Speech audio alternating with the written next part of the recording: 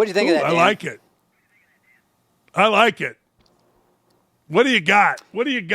Dan, first up on the list, Jalen Carter last night, the NFL season off to a hot start. Before the first play, the guy spits on Dak Prescott. Jalen Carter walked off the field like he didn't know what the hell he did. He kind of was laughing. Jalen Carter looked like a dumbass. Now, people said after I tweeted that last night, Dave, what do you mean he didn't look like he knew what he did? He didn't. He just looked too stupid and entitled and fat to know anything that he did. No, he is a moron. You get ejected, you're the best defensive player maybe in the league, certainly among the most disruptive players in the league, and you get ejected for spitting. I get it. You're playing hard, you get a helmet to helmet, they get mad at you, targeting. Okay, that's one thing. But you get ejected in the first play of the game. It is the dumbest thing that I have seen in football. I've seen a lot of dumb things in football, but never, ever, ever dumber than that. You cannot fix stupid. Kirby Smart will never fix stupid. This is a series. Remember, I tell people all the time that it's always the same people. You know who was drag racing when those two guys, or the one girl and the one guy died at Georgia? You know they were drag racing against Jalen dumbass Carter. It's the reason he fell to number 9, most disruptive player in the league. It's no surprise when stupid people do stupid things continually. And all you had to do was look at his dumbass face as he walked off the field, smiling, totally not understanding. Somebody said, well, why do you think he didn't understand? Because he's stupid. Hey, what do you want me to do? And he showed himself to be Hey, Davey, is that the dumbest thing you've seen on a football field? That's a good question, Dan. It's got to be up there simply based off the timing. When you look at the way in which this game was supposed to go, he's going to be the disruptor for the front of that Eagles defense. And Dallas was able to run the ball pretty well with him being out, and it's even before a single play in. We do have a comparison. Brooke, I think we got a photo. I wanted to get Dan's thoughts on this. What do you think of Jalen Carter here, Dan? Oh, yeah, mother by another mother, whatever. A brother by another mother, whatever they say. That is absolutely. Yeah. Stacey Adams, man, I can't tell who looks like more of a woman. Both down in Georgia. He's got the thing on his chin, but that could be a woman according to Democrats these days. She's got the split in her teeth. That's a Dakich thing. I don't know. They do. Boy, that's good. That's really, really good. All right, we moving along. I don't know that he's on the hot seat, but right now, Bill Belichick catching a lot of hell. Hey, Davey, is this who's next? Bill Belichick? Bill Belichick is next, Dan, and it's not so much like I think he's anywhere close to being fired. What I wanted to get your thoughts on was, I don't know if you saw the report yesterday, but Bill Belichick has essentially banned New England Patriots scouts from attending North Carolina practices. I love it. Hey, look, I love pettiness. Coach Knight banned from his universe any players that after he got fired at Indiana that went to an Indiana game, except for the black guys. The black guys could do that. Scott May, Isaiah, they could do whatever they wanted. But the white guys got banned. I love what Belichick is doing here. I think this is hilarious. Davey, can you be more petty? No, you can't. Like, you were there forever. You can't. That is the epitome of old school pettiness. No, you're right, Dan. My question to you though is, if you are Bill Belichick and you're in college now, so you're trying to serve these players and help them get to the next level, I mean, you're looking for every recruiting advantage you can get, and obviously having the ability of like, hey, I can put you into the league, but now we're like, hey, we're going to completely shut out a team. I don't see how that serves his players and how every other coach I don't either. Can use that as a recruiting tactic against him.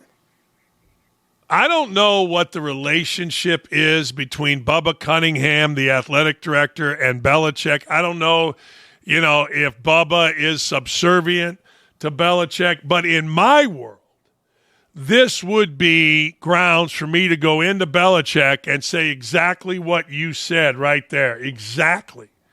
Like, hold on here. Now, I get it. You got beefs. But I'm sure at some point they talked about his past And I'm sure at some point Belichick smoothed that over in the recruiting / interviewing process. I guarantee you, I've been through these processes. There's no way he said, yeah, I'm pissed off. I'm not going to let them come in. If I'm Bubba Cunningham, I am coming in to see Bell. I'm saying, whoa. We ain't doing this. No, we're going to win games. We're going to get players where they need to be. We're not doing this. You want to get mad? Get mad. Now, when Belichick wins a national championship, he could do whatever he wants. That's, but getting your ass beat in the opening game gives you absolutely no power. And if I'm Cunningham, the AD, we're going to have a talk. I don't care if you're Bill Belichick or Bill Nye Science Guy. Next. Dan, the Alabama dynasty, the entire conversation this week, ever since they were dismantled by Florida State, has just been, where did things go wrong? How did the dynasty fall off? And, a former quarterback, A.J. McCarron for the Tide, are saying, hey, Alabama's got a lot of NIL problems. It's like, listen, they might have had some problems, but it wasn't like Florida State had so much more from a recruiting standpoint. But the one thing I was really curious on your thought, Dan, have you ever heard of a player having an emotional support doll? Davey, I saw this. All right, I have a story for everything, right? I know you do, Dan. I'm waiting to hear it.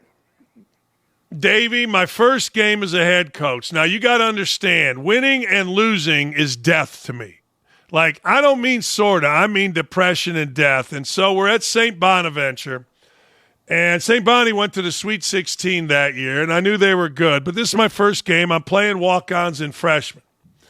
And I go to everybody's room in the hotel, and there's a player, Dubray Black, first kid I ever recruited. Dubray is under his covers in bed.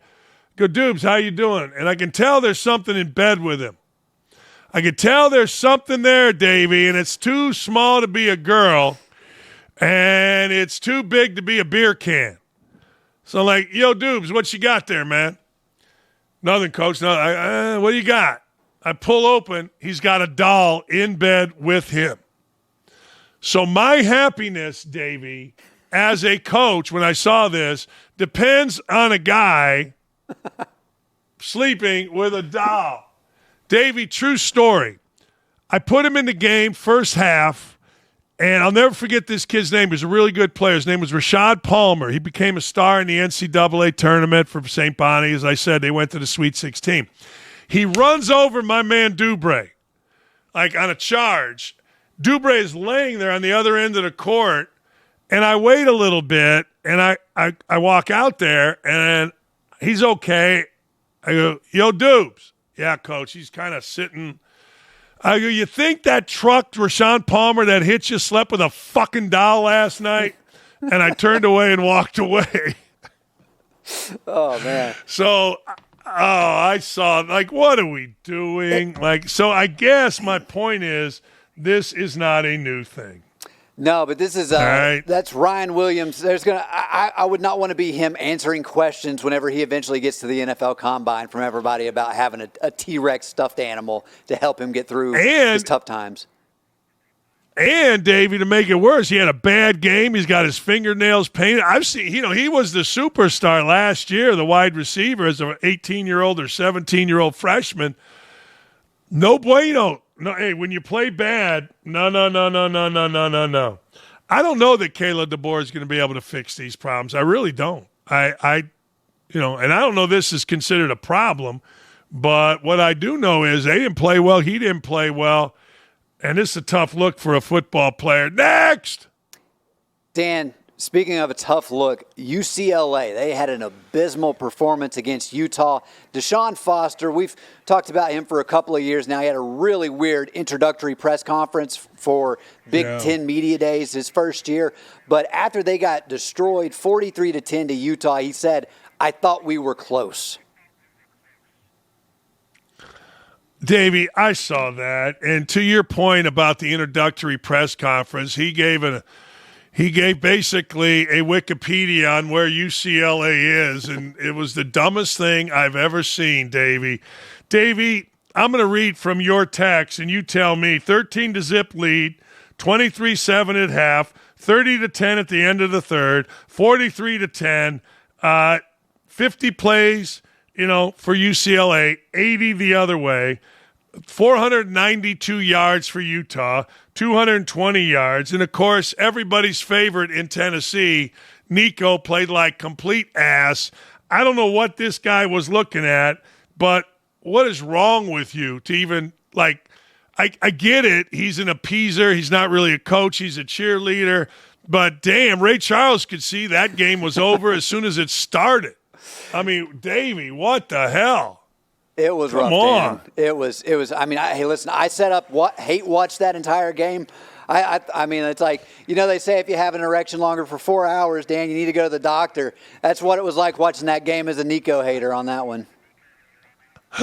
Yeah. Once you said I sat up and watched that game, never in your life did you think you were going to sit up till 1, 2 in the morning watching UCLA, coached by that idiot, take on Utah. No chance were you ever going to do that, but you did because you hate Nico, and that's the beauty. Like Belichick not letting the Patriots scouts come in. That's the beauty of pettiness in sports. It's not only fans, it's coaches, it's general man. It's glorious. The pettiness of sports is awesome. Are you kidding me?